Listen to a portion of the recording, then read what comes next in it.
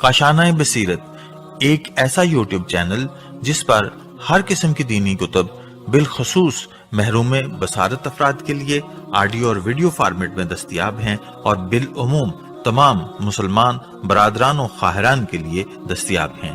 इसलिए आपसे गुजारिश है कि बेल आइकन को प्रेस करके हमारे इस चैनल को जरूर सब्सक्राइब कीजिए ताकि आइंदा आने वाली हर किताब आपको बर वक्त मिलती रहे। काशाना बसीरत, काशाना बसीरत, काशाना बसीरत, काशाना बसीरत। बिस्मिल्लाहिर्रहमानिर्रहीम। अस्सलाम वालेकुम सामीन, यह है काशान बसीरत का यूट्यूब चैनल और मैं हूँ सीमी ज़वार और हम यहाँ पर मिलकर इस किताब को आजकल पढ़ रहे हैं, वो है बैतुल अहज़ान।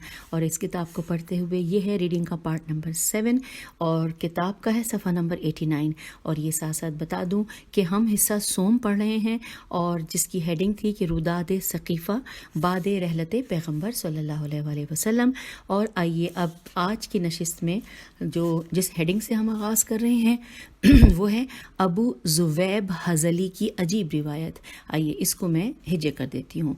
अलिफ बे वाव अबू, ज़ाल वाव ये बे, ज़ुवैब, हज़ली हे ज़ाल लाम छोटी है, हज़ली की अजीब रिवायत। अब लिखा है कि आलिम मज़कूर उबैदुल्लाह असद आबादी मज़ीद लिखते हैं कि अबुल हसन बिन जंजी लग़वी ज़ेनून जीम छोटी है और लाम गैन वाव छोटी है, जो कि बसरा बेस्वाद रे है और रे पे खड़ा अलिफ भी है, जो कि बसरा के रहने वाले थे।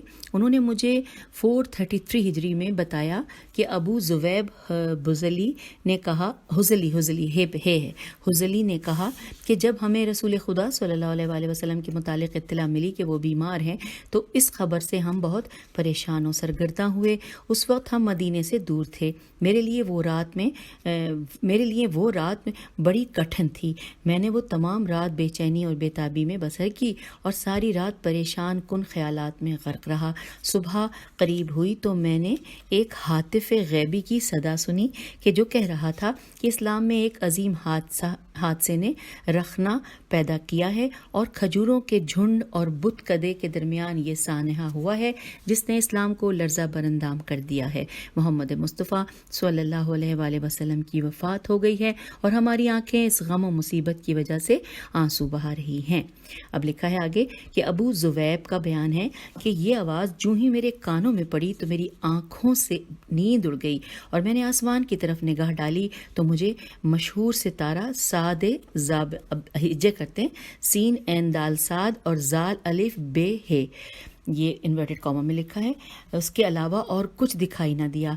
मैंने सादे ज़ाबेह सितारे को देखकर ये फ़ाल ली कि अरब में ज़िबाह और क़त्ल के वाक़यात रूनुमा होंगे और मुझे मालूम हो गया कि आज रात रसूल खुदा सल्लल्लाहु अलैहि वसल्लम की वफ़ात हुई है, या अगर उनकी वफ़ात अभी तक नहीं हुई तो वो इस बीमारी से जानबर न हो सकेंगे। मैं उठा और अपने ऊँट पर सवार होकर मदीने की तरफ चल पड़ा। हम आ गए पेज 90 पर। मदीने की तरफ चल पड़ा और रात का बकिया हिस्सा सफ़र में गुजारा। आखिरकार शब बीती और सुबह हुई तो मैंने अपने गिरदोपेश पर नज़र डाली ताकि मुझे कोई चीज़ दिखाई दे जिससे मैं फ़ाल ले सकूं। फिर अचानक मैंने ये मंज़र देखा कि एक नर खार पुश्त, नर नून रे नर खे अलिफ रे खार पुश्त, और यहाँ पे इस ब्रैकेट में लिखा है कि खारदार जंगली चूहा जो कि छोटे से सांप को मुंह में लिए जा रहा है और सांप इधर उधर हरकत कर रहा है लेकिन खारपुश्त उसे खा जाता है। ये वाक़या देखकर मैंने ये फ़ाल ली कि बहुत बड़ा हादसा ज़हूर पजीर हो चुका है। खारपुश्त के मुंह में सांप का हिलना जुलना इस बात की अलामत है कि लोग हक़ से मुनहरिफ हो चुके हैं और रसूल खुदा सल्लल्लाहु अलैहि वसल्लम के हकीकी जानशीन से मुंह मोड़ चुके हैं। फिर मेरे जहन में सांप के निगले जाने की ये तफसीर आई कि लोग अमर खिलाफत को खा जाएंगे, और यहाँ पे ब्रैकेट में लिखा हुआ है कि और इसे बेगाने हाथों में दे देंगे। ब्रैकेट क्लोज हो गया। अगले पैराग्राफ में है कि इसके बाद मैं तेज़ी से अपने ऊँट को दौड़ाता हुआ मदीने पहुँचा।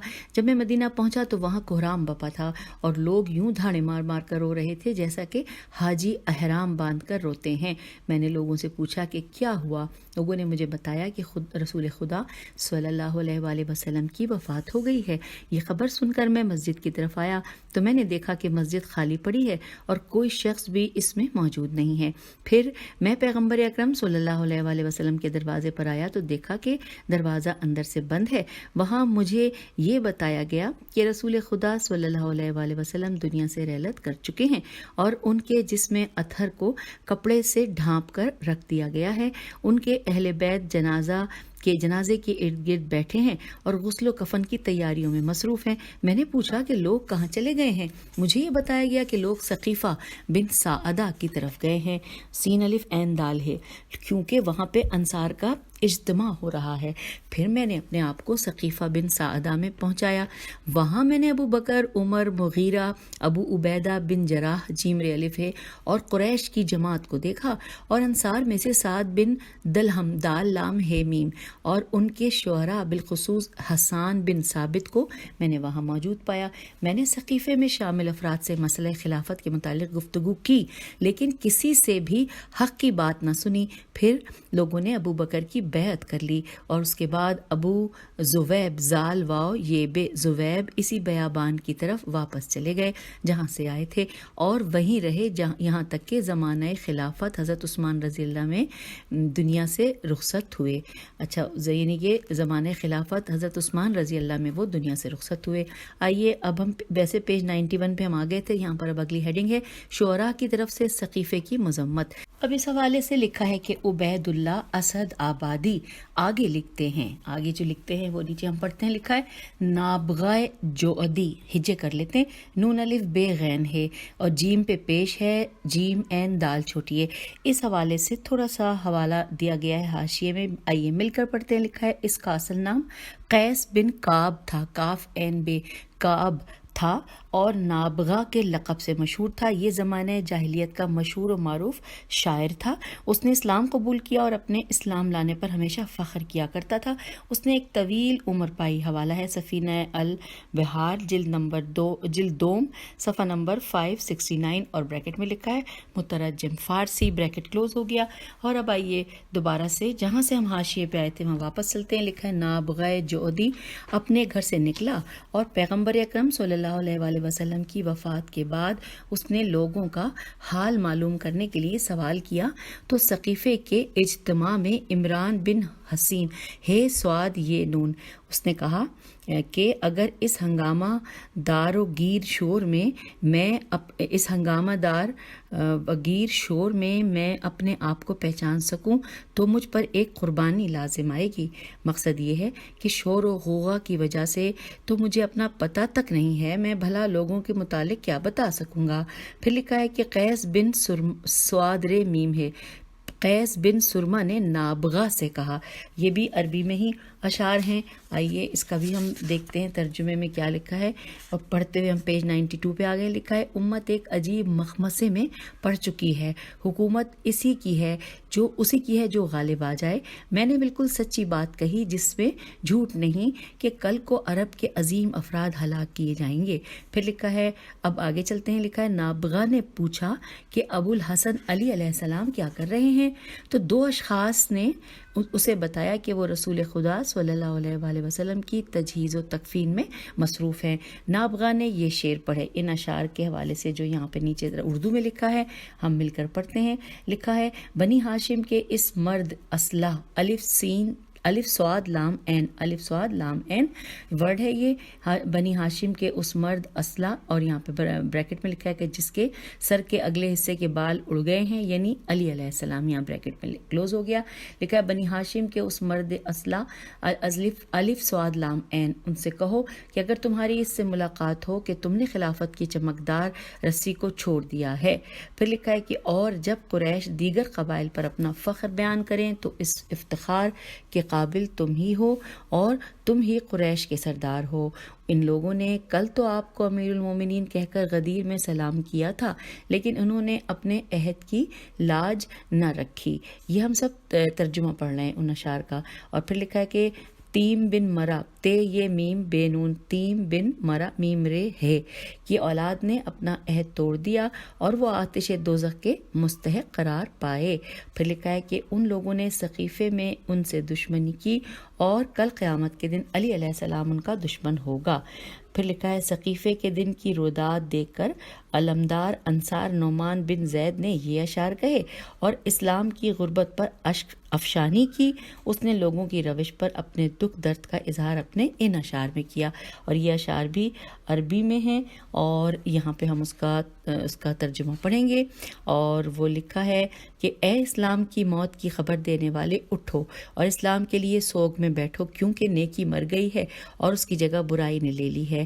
قریش اور قبیلہ کعب کاف این بے کعب کو یہ حق نہیں ہے کہ وہ کسی کو آج آگے لائیں یا کسی کو پیچھے کریں۔ علی علیہ السلام جیسی شخصیت ان پر مخفی نہیں تھی، کیونکہ آفتاب وجود علی علیہ السلام چھپایا نہیں جا سکتا اور وہ پرچم کبھی لپیٹا نہیں جا سکتا جو کہ بلند و بالا ہو اور جسے خدا کے ہاتھ نے لہرایا ہو۔ یہ لوگ اس خرابی کے شگاف کو بند نہ کر پائیں گے، کیونکہ چٹان میں شگاف پڑ جاتے تو وہ قابل تلافی نہیں ہوتا۔ یعنی وہ چاہتے تھے کہ نور علی علیہ السلام کو چھپا کر خود تاریکی میں چلے جائیں، حالانکہ یہ ان کے بس سے باہر تھا۔ جنگ و نبرد نون بے ردال، جنگ و نبرد میں علی علیہ السلام قریش کا سپہ سالار ہے اور علی علیہ السلام ہی فاروق اعظم، حق و باطل کو جدا کرنے والا ہے اور صدیق اکبر ہے۔ اب پھر یہ لکھا ہے کہ جب مشکلات گھیر لیں اور جب کسی تنگنائے میں سے نکلنا ناممکن ہو جائے تو علی علیہ السلام قریش کی مشکلات دور کرنے والے ہیں۔ تمام نشیب و فراز میں علی علیہ السلام نے خدا کی تکبیر کہی اور نماز پڑھی، اور جبکہ نقصان دینے والے افراد منافقین نے نہ تو تکبیر کہی اور نہ ہی نماز قائم کی۔ ہم ترجمے کو پڑھتے ہوئے پیج 94 پہ آ گئے ہیں اور آگے لکھا ہے کہ ان کی اصلاح اندیشی نے ان سے یہ فعل کرایا، ان کی اس تدبیر اور صلاح اندیشی پر ہلاکت ہو۔ اب یہاں پر آگے لکھا ہے اگلے جملے میں کہ عتبہ بن ابو سفیان بن عبد المطلب نے ثقیفے کی کارروائی کی ان الفاظ سے مذمت کی۔ آئیے یہ جو 2 اشعار ہیں اس کا اردو میں کیا لکھا ہے پڑھتے ہیں۔ محمد مصطفیٰ صلی اللہ علیہ وآلہ وسلم کے بعد ان کا قائم مقام علی علیہ السلام ہے اور وہ تمام نشیب و فراز میں حضور کا ساتھی رہا ہے۔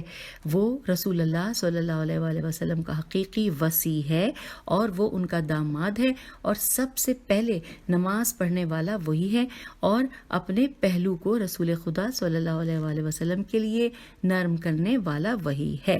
اب آگے چلتے ہیں۔ لکھا ہے رسول اکرم صلی اللہ علیہ وآلہ وسلم کے چچا عباس رضی اللہ بن عبد المطلب علیہ السلام نے ثقیفے کی کارروائی کی مذمت اپنے ان اشعار سے کی تھی۔ آئیے ان کے اشعار کا ترجمہ پڑھتے ہیں کہ مجھے ان لوگوں پر تعجب ہے جنہوں نے غیر ہاشمی کو رسول خدا محمد صلی اللہ علیہ وآلہ وسلم کے خاندان بنی ہاشم پر حاکم مقرر کر دیا ہے، حالانکہ غیر ہاشمی عظمت، مقام اور کردار و سیادت میں بنی ہاشم کی نظیر اور مثال نہیں ہے۔ اور پھر ساتھ ہی لکھا ہے کہ عتبہ بن ابی لہب نے کہا این تے بے ہے۔ آئیے اب دیکھتے ہیں کہ عتبہ بن ابی لہب نے کیا کہا۔ ترجمہ پڑھ رہے ہیں 2 اشعار کا کہ بنی تیم تے یہ میم، بنی تیم نے بنی ہاشم پر ظلم کر کے حکومت حاصل کر لی اور انہوں نے علی علیہ السلام کو اس اقتدار سے ہٹا دیا جو کہ پہلے سے طے شدہ تھا۔ اب پیج 95 پر ہم آگے آ گئے ہیں۔ لکھا ہے کہ ان لوگوں نے علی علیہ السلام کی محمد مصطفیٰ صلی اللہ علیہ وآلہ وسلم سے قرابت کا کوئی خیال تک نہ کیا، اور اس سلسلے میں انہوں نے مقام علم جو کہ رہبری کی پہلی شرط ہے اس کی طرف توجہ نہ کی۔ اب یہاں پہ اب آئیے آگے چلتے ہیں۔ لکھا ہے عبادہ بن صامت، عین بے الف دال ہے اور صامت کی ہے سواد سے، سواد الف میم تے۔ عبادہ بن صامت نے ثقیفے کی ان الفاظ سے مذمت کی تھی۔ آئیے اس کا ترجمہ پڑھتے ہیں کہ آخر ان لوگوں نے علی علیہ السلام کو اس مرتبے سے پیچھے کیوں ہٹایا جو کہ علی علیہ السلام کے شایان شان تھا، اور کیا علی علیہ السلام دوسروں کی نسبت اس مقام کا استحقاق نہ رکھتے تھے؟ پھر ساتھ ہی اب آئیے آگے چلتے ہیں۔ پھر لکھا ہے عبد الرحمن حنبل نے جو کہ بنی جمحہ جیم میم ہے کے حلیف تھے، ہے لام یہ فے تھے، انہوں نے کہا، ان کی جو شاعری ہے وہ 1 2 3 اشعار پر مشتمل ہے۔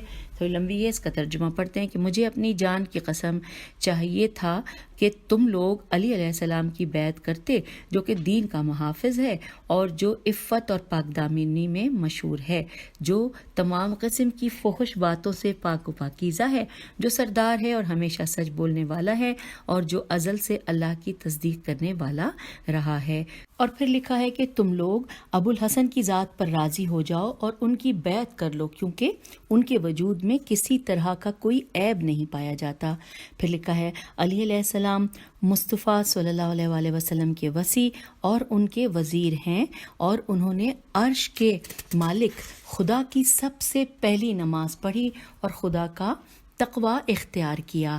پھر لکھا ہے کہ اگر تم علی علیہ السلام کی بیعت کر لو تو تم اپنے ٹیڑھے پن کے بعد ہدایت کے راستے پر گامزن ہو سکو گے، اور اس سے تمہارا متفرق شیرازہ پھر سے جمع ہو سکے گا۔ امیر المومنین علیہ السلام جو کہ فاطمہ بنت اسد کے فرزند ہیں، اگر تم پر کوئی مصیبت نازل ہوئی تو وہ تم پر زیادہ شفیق اور مہربان ثابت ہوں گے۔ یہاں تک ہم نے ترجمہ پڑھا۔ آئیے اب آگے چلتے ہیں۔ لکھا ہے ظفر زے فیرے، لکھا ہے ظفر بن حارث بن حذیفہ انصاری نے کہا تھا، یہ ایک شعر ہے جس کا ترجمہ پڑھتے ہیں کہ تم لوگ علی علیہ السلام کے ارد گرد جمع ہو جاؤ اور اس کی مدد کرو، کیونکہ وہ رسول خدا صلی اللہ علیہ وآلہ وسلم کا وصی ہے اور سابقین اولین کا پہلا فرد ہے۔ اگر تم نے انہیں تنہا چھوڑ دیا تو پھر بہت سے حوادث جنم لیں گے اور ان حوادث کو تم سے دور کرنے والا کوئی نہیں ہوگا۔ یہ ہم نے ترجمہ پڑھا، اور اب آگے چلتے ہیں۔ ابو سفیان سحر بن حرب بن امیہ نے یہ اشعار کہے ہیں۔ آئیے وہ اب ہم ان اشعار کا ترجمہ پڑھتے ہیں کہ اے بنی ہاشم، تم سے احمد صلی اللہ علیہ وآلہ وسلم کی میراث کیوں کر چھین لی گئی اور رذیل اور جاہل قبائل میں کیوں کر منتقل ہو گئی؟ اولاد عبد مناف، مجھے تعجب ہے کہ جو کچھ میں دیکھ رہا ہوں تم اس سے راضی کیسے ہوئے، جبکہ تمہارے اندر برجستہ شخصیات اور کاٹ دار تلواریں موجود ہیں۔ میری ماں تم پہ فدا ہو، معاملات کی باغ دوڑ سنبھالنے کے لیے ثابت قدم رہو اور ہم پر اور ہماری مدد پر بھروسہ کرو، اس سے قبل کہ پرفریب وقت ہاتھ سے نکل جائے۔ وہ کون سے صاحبان مقام ہیں جو تمہاری برابری کر سکتے ہیں، اور کس محفل میں یتیم کا قبیلہ تمہارے برابر ہوا ہے؟ یہاں پر اس کے بعد ایک اور شعر کا ترجمہ بھی ہے ساتھ ہی کہ البتہ تیم تے یہ میم تیم اور ادی ایک جیسے قبائل ہیں اور ان کے افراد بھی ایک جیسے ہیں، جبکہ تم لوگ اہم امور میں ان سے زیادہ حقدار اور بہتر ہو۔ یہاں پہ یہ ترجمہ ختم ہوا کہ ہم نے اس کو مکمل کیا، جو کہ ابو سفیان بن حرب سخر بن حرب بن امیہ نے یہ اشعار جو کہے تھے۔ اب آگے چلتے ہیں۔ پھر لکھا ہے کہ یہ اشعار بھی ابو سفیان کے ہیں۔ آئیے اب یہ جو اشعار ہیں، آگے دو اشعار ہیں کہ ترجمہ کہ عزت دار جمندی جیم میم نون دال چھوٹی اے کے بعد قریش تیم قبیلے کے سامنے بغیر کسی شمشیر زنی کے جھک گئے، اور ساتھ ہی لکھا ہے کہ ہائے افسوس بنی تیم نے خلافت حاصل کر کے قریش کو کامیابیوں سے محروم کر دیا۔ پھر لکھا ہے کہ حزیمہ بن ثابت نے ثقیفے کے روز یہ اشعار کہے۔ یہ 4 اشعار ہیں۔ ترجمہ: مجھے تو یہ گمان بھی نہ تھا کہ خلافت بن ہاشم اور بالخصوص حضرت علی علیہ السلام سے منتقل ہو جائے گی، تو کیا علی علیہ السلام وہ پہلا شخص نہیں تھا جس نے تمہارے قبلے کی طرف منہ کر کے نماز پڑھی، اور کیا وہ قرآن اور سنتوں کا سب سے زیادہ جاننے والا نہیں تھا؟ اور کیا علی علیہ السلام ہی وفات پیغمبر کے وقت آخر تک نبی اکرم صلی اللہ علیہ وآلہ وسلم کے ساتھ نہ رہا تھا؟ اور کیا نبی صلی اللہ علیہ وآلہ وسلم کے غسل و کفن میں جبرائیل علیہ السلام اس کا مددگار نہ تھا؟ یہاں پہ سب سوالیہ نشان اس اشعار کے ہم جو ترجمہ پڑھ رہے ہیں۔ پھر ساتھ یہ بھی لکھا ہے کہ آخر وہ کون سی چیز تھی جس نے تمہیں علی علیہ السلام سے منحرف کر دیا؟ کچھ بتاؤ تاکہ ہمیں بھی تو پتہ چلے، آگاہ رہو، تمہاری یہ بیعت بدترین نقصان ہے۔ اچھا سامعین، اب یہ مکمل ہوا۔ اب ہم پہنچ گئے پیج 98 پر، اور یہاں پر لکھا ہے کہ بعض افراد مندرجہ بالا اشعار کی نسبت عتبہ بن ابی لہب کی طرف دیتے ہیں، یعنی یہ جو اشعار ہیں وہ عتبہ بن ابی لہب کی نے کہے ہیں۔ اب لکھا ہے کہ حزیمہ بن ثابت نے ام المومنین عائشہ سے خطاب کر کے کہا تھا، یہ 2 اشعار ہیں کہ اے عائشہ، علی علیہ السلام کو رہنے دے، اور جو چیز اس میں موجود ہی نہیں اس کی عیب جوئی نہ کر، اور تو فقط ماں ہے۔ علی ہی رسول خدا صلی اللہ علیہ وآلہ وسلم کے وصی ہیں، جبکہ دوسرے افراد خاندان وصی پیغمبر صلی اللہ علیہ وآلہ وسلم نہیں ہیں، اور تو خود اس واقعے کی گواہ ہے کہ رسول صلی اللہ علیہ وآلہ وسلم نے انہیں اپنا وصی بنایا تھا۔ پھر لکھا ہے عمر و آس کو ملامت کرتے ہوئے نعمان بن اجلان عین جیم لام الف نون اجلان انصاری نے واقعات ثقیفہ کی یوں مذمت کی۔ یہ 3 اشعار ہیں۔ ترجمہ: تم کہتے ہو کہ سعد بن عبادہ کو خلافت کے لیے منسوب کرنا حرام ہے، لیکن تم نے ابو بکر عتیق عین تے یہ قاف عتیق بن عمرو کو خلیفہ بنا لیا، تو کیا یہ حلال ہے؟ تم نے خلافت کے لیے ابو بکر کو بہتر جانا ہے، جبکہ حقیقت یہ ہے کہ علی علیہ السلام ہی ہر لحاظ سے خلافت کا مستحق ہے۔ یہ علی علیہ السلام کی ایک طرح کی توہین ہے۔ صرف علی علیہ السلام ہی حقدار خلافت ہے۔ یہ وہ مسئلہ ہے جسے عمرو تو نہیں جانتا۔ یہ اشعار کا ہم نے ترجمہ پڑھ لیا۔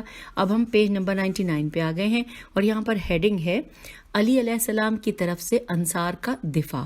اس حوالے سے لکھا ہے کہ عالم مذکور عبید اللہ اسد آبادی اپنی کتاب المقنع فی الامامت میں مزید رقم تراز ہیں۔ جب حضرت ابو بکر کی حکومت مستحکم ہو گئی اور سقیفے سے مسجد پہنچے تو عمرو بن العاص نے حضرت ابو بکر کی حمایت میں تقریر کی، انصار کو سخت سست کہا اور ان کی تحقیر کی، اس طرح کہ وہ کینہ و اناد جو وہ زمانے پیغمبر علیہ السلام میں اسلام کے بارے میں چھپائے رکھتا تھا، ان فرصت کے لمحات کا فائدہ اٹھائے ہوئے اس نے انہیں ظاہر کر دیا۔ حضرت علی علیہ السلام کو اس کی اطلاع ملی تو آپ مسجد میں تشریف لائے اور ممبر پر بیٹھ کر انصار کی خدمات کا اعتراف کیا، اور انصار کے متعلق اللہ تعالیٰ نے جو آیات نازل فرمائی تھیں آپ نے ان کی تلاوت فرمائی، اور حاضرین سے فرمایا کہ تمہارے لیے ضروری ہے کہ انصار کا حق پہچانو اور ان کا احترام کرو۔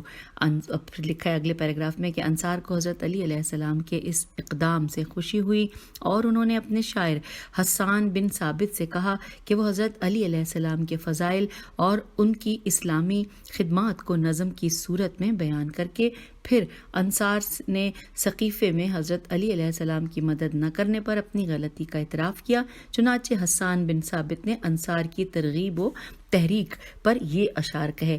اب یہ سامعین کم از کم کتنے اشعار ہیں؟ 1 2 3 4 5 6 اشعار ہیں۔ آئیے اس کا پورا تفصیل سے اس کا ترجمہ پورے صفحے پر ہے۔ لکھا ہے اللہ ہماری طرف سے ابو الحسن کو جزائے خیر عطا کرے، جزائے خیر خدا کے ہاتھ میں ہے، اور ابو الحسن جیسا جہان میں کون ہے۔ پھر لکھا ہے آپ نے اپنی عمدہ صفات کی وجہ سے قریش پر سبقت حاصل کی، آپ کا سینہ کشادہ اور آپ کا دل امتحان شدہ ہے۔ قریش کے بہت سے افراد نے آپ کے مقام و منزلت کی تمنا کی ہے، لیکن ایک لاغر و کمزور کجا اور فربا و تندرست کجا، ایک فرومایا نے خود کو ایسے مقام پر بٹھا دیا جو کمال علم و فضیلت کا مقام ہے۔ آپ ہر مقام اور ہر جگہ پر حمایت اسلام کے لیے وہ ڈول ثابت ہوئے کہ جو پانی سے لبریز ہو، اور آپ اس کے کھینچنے کی تناب ثابت ہوئے۔ اسلام کمالات سے بھرپور پانی کے کنویں کی مانند ہے، اور آپ اس کا ڈول اور تناب ہیں کہ ان کے لیے کھینچتے ہیں اور ان کو فائدہ پہنچاتے ہیں۔ پھر لکھا ہے کہ آپ نے ہم انصار کے مخالفین پر ناراضگی کا اظہار کیا، جبکہ عمرو بن العاص اپنے خطبے میں فضائل و تقوی کو قتل کر رہا تھا اور درد و الم کو زندہ کر رہا تھا۔ لوی لام واو چھوٹی لوئی بن غالب کی اولاد میں سے آپ ہی لوگوں کی امید ہیں۔ حالات حاضرہ اور آنے والے تمام حالات میں لوگوں کی امیدیں آپ ہی سے وابستہ ہیں۔ آپ نے رسول خدا صلی اللہ علیہ وآلہ وسلم اور ان کے خاندان کا تحفظ کیا ہے، اور حضرت صلی اللہ علیہ وآلہ وسلم نے ہم سے جو عہد کیا تھا آپ نے اس عہد کی نگہداری کی ہے۔ حضرت صلی اللہ علیہ وآلہ وسلم کا عہد آپ سے تھا، اور آپ سے بہتر مقام رہبری و قیادت کے لائق کون ہے بھلا؟ کیا آپ ہدایت خلق میں برادر رسول صلی اللہ علیہ وآلہ وسلم نہیں ہیں، اور کیا آپ وصی پیغمبر صلی اللہ علیہ وآلہ وسلم نہیں ہیں، اور تمام لوگوں سے زیادہ کتاب و سنت کے عالم نہیں ہیں؟ اسی لیے جب تک نجد و یمن نون جیم دال و یمن یہ میم نون میں ایک ذرہ بھی باقی ہے، آپ کا ہم پر بہت بڑا حق باقی رہے گا۔ یہاں یہ مکمل ہوا ترجمہ۔ اب اگلی ہیڈنگ پڑھتے ہوئے ہم پیج نمبر 101 پہ آ گئے ہیں۔ ہیڈنگ ہے ام ایمن رضی اللہ کے اشعار۔ اس حوالے سے لکھا ہے کہ عالم مذکور المقنع فی الامامت میں چند واقعات تحریر کرنے کے بعد لکھتے ہیں کہ سیرت نگاروں نے ابو الاسود دوئلی سے روایت کی ہے کہ حضرت ام ایمن رضی اللہ جو کہ پیش رسول خدا صلی اللہ علیہ وآلہ وسلم اور زہرائے اطہر بہت محترم خاتون تھیں، انہوں نے مجھ سے بیان کیا کہ جس دن لوگوں نے حضرت ابو بکر کی بیعت کی تھی اس رات میں نے کسی ہاتف سے یہ اشعار سنے اور شعر پڑھنے والا مجھے دکھائی نہیں دیا۔ آئیے یہ جو 4 اشعار ہیں ان کا ترجمہ کہ احمد صلی اللہ علیہ وآلہ وسلم کی موت نے اسلام کو ہلا کر رکھ دیا ہے اور ہر مسلمان رونے پر مجبور ہو گیا ہے۔ غم بالائے غم تو یہ ہے کہ لوگوں نے گمراہوں کی صحبت کو محترم ہدایت یافتہ افراد کی صحبت پر ترجیح دی ہے۔ علی علیہ السلام وصی رسول خدا صلی اللہ علیہ وآلہ وسلم ہیں اور وہ مسلم اول ہیں اور تمام نماز پڑھنے اور درہم و دینار کی زکوٰۃ دینے والوں سے زیادہ صاحب علم ہیں۔ علی علیہ السلام ہی مصطفیٰ صلی اللہ علیہ وآلہ وسلم کے بھائی ہیں۔ وہ لوگ نبی صلی اللہ علیہ وآلہ وسلم کے بھائی نہیں ہیں جنہوں نے اقتدار پر قبضہ کر لیا ہے اور جنہوں نے علی علیہ السلام سے شرف تقدم چھین لیا ہے۔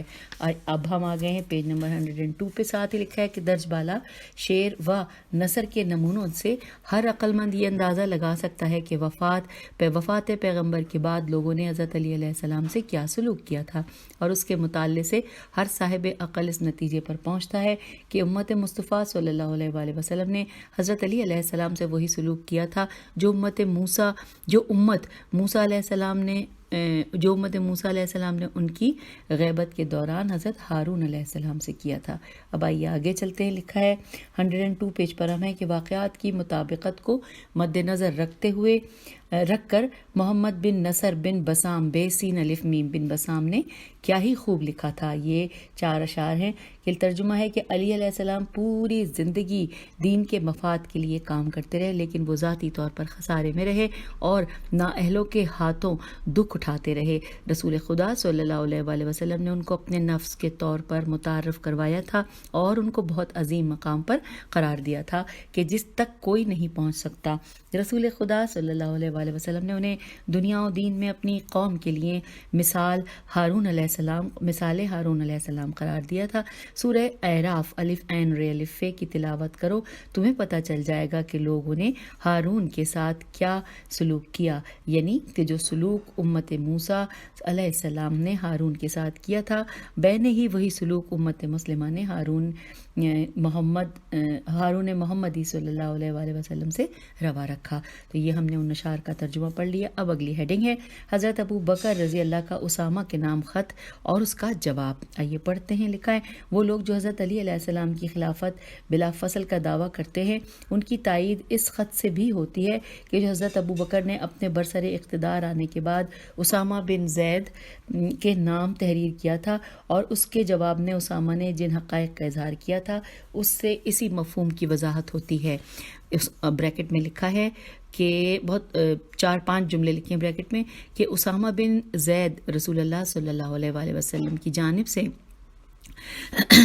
لشکر کے سپہ سالار مقرر کیے گئے تھے تاکہ سرزمین شام جائیں اور دشمن کے بے قابو ہونے کی بنا پر اس کی گرفت کریں۔ پیغمبر نے فرمایا تھا کہ جو کوئی اسامہ کے حکم کی خلاف ورزی کرے گا وہ مجرم ہے۔ یاد رہے کہ وقت رحلت پیغمبر صلی اللہ علیہ وآلہ وسلم اور ثقیفے کی کارروائی کے روز اسامہ مدینے میں نہیں تھے، بلکہ لشکر کے ہمراہ سرزمین ہر جرف جیم ریف جرف کا نام جو ہے وہ انورٹڈ کاما میں ہے اور اس کے معنی لکھے کہ نزدیک مدینہ تھے تاکہ شام روانہ ہوں۔ اب یہاں پہ بریکٹ کلوز ہو گیا ہے۔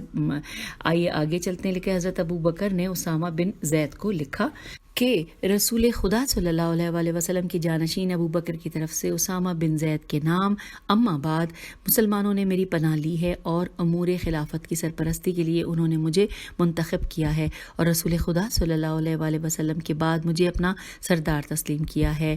پھر لکھا ہے کہ خط طویل ہے، یہاں تک کہ کہا کہ جب میرا یہ خط تجھے پہنچے تو تجھے چاہیے کہ میرے پاس آ کر دوسرے مسلمانوں کی طرح سے میری بیعت کرے اور عمر بن خطاب کو لشکر کے پیچھے رہنے کی اجازت دے دے، کیونکہ مجھے اس کی ضرورت ہے۔ اس کے بعد جس جنگ کے لیے رسول خدا صلی اللہ علیہ وآلہ وسلم نے تجھے تیار کیا تھا چلا جا۔ جب یہ خط اسامہ کو ملا تو اس نے اس کے جواب میں یہ عبارت تحریر کی انورٹڈ کاما، رسول خدا صلی اللہ علیہ وآلہ وسلم کے آزاد کردہ غلام زید کے فرزند اسامہ کی جانب سے ابو بکر بن ابی قحافہ کے نام. اما بعد تمہارا خط موصول ہوا جس کا ابتدائی حصہ آخری حصے کی تردید کرتا ہے. تم نے خط کی ابتدا میں لکھا کہ میں جانشین رسول صلی اللہ علیہ وآلہ وسلم ہوں، اور اس کے بعد تم نے لکھا کہ مسلمانوں نے تم پر اجماع کر لیا ہے اور تمہیں خلیفہ منتخب کیا ہے. اگر واقعیت یہی ہے تو انہیں چاہیے تھا کہ سقیفے کے بجائے مسجد میں تمہاری بیعت کرتے. پھر تم نے مجھ سے عمر بن خطاب کے لیے پیچھے رہنے کی درخواست کی ہے. اس سلسلے میں اصل حقیقت یہ ہے کہ اس نے مجھ سے اجازت لیے بغیر ہی لشکر سے تخلف کیا، تیخ لامفے کیا ہے. مجھے کسی کو مستثنا کرنے کا کوئی اختیار نہیں ہے، کیونکہ یہ لشکر میں نے نہیں رسول خدا صلی اللہ علیہ وآلہ وسلم نے تشکیل دیا تھا. اسی لیے تمہارے اور عمر کے درمیان کوئی فرق نہیں ہے. تم دونوں نے لشکر سے از خود علیحدگی اختیار کر لی ہے، اور رسول خدا صلی اللہ علیہ وآلہ وسلم کی زندگی اور وفات کے بعد تخلف تیخ لامفے کرنے میں کوئی امتیاز نہیں کیا جا سکتا. ہم پیج 104 پہ آئے ہوئے ہیں. نہیں کیا جا سکتا. پھر بریکٹ میں لکھا ہے کہ حکم پیغمبر سے انحراف جیسا حیات پیغمبر صلی اللہ علیہ وآلہ وسلم میں حرام ہے، ویسا ہی وفات کے بعد بھی حرام ہے. یہاں پہ بریکٹ کلوز ہو گیا. پھر لکھا ہے کہ تمہیں اس بات کا علم ہے کہ رسول خدا صلی اللہ علیہ وآلہ وسلم نے تمہیں اور عمر دونوں کو میری زیر قیادت جنگ کرنے پر مامور کیا تھا، اور رسول خدا صلی اللہ علیہ وآلہ وسلم کی رائے تمہاری ذاتی رائے سے بہر طور بہتر ہے. تمہارا مقام رسول خدا صلی اللہ علیہ وآلہ وسلم سے مخفی نہ تھا، مگر اس کے باوجود رسول خدا صلی اللہ علیہ وآلہ وسلم نے تمہیں میری سرپرستی میں دیا تھا، اور پیغمبر صلی اللہ علیہ وآلہ وسلم کی مخالفت منافقت اور دوغلا پن ہے. جی آگے چلتے ہیں. پھر لکھا ہے مؤلف عرض کرتا ہے کہ میں نے مذکورہ خط کی تفصیل اپنی کتاب عیون البلاغت فی انس الحاضر و نقلۃ المسافر میں نقل کی ہے، اور یہاں صرف اسی مقدار پر قناعت کی ہے. تو سامعین ہم پیج نمبر 104 پر اپنی آج کی نشست میں آپ سے اجازت چاہتے ہیں، جو کہ ریڈنگ کا پارٹ نمبر 7 ہے. اور یہاں پر میں ساتھ ساتھ یہ بھی بتا دوں کہ ہم ابھی تک حصہ سوم پڑھ رہے ہیں، یعنی کہ روداد ثقیفہ بعد رحلت پیغمبر صلی اللہ علیہ وآلہ وسلم. اور یہاں پر اجازت چاہوں گی، اور اگلی نشست میں ہم کیا پڑھیں گے آئیے وہ بھی بتاتے چلوں تاکہ آپ کا شوق اور جستجو بڑھ جائے. اگلی نشست میں ہم پڑھیں گے واقعات ثقیفہ کی مزید تحقیق. تو بس اسی پوائنٹ پر آپ سے اجازت چاہتی ہوں. خدا حافظ، فی امان اللہ.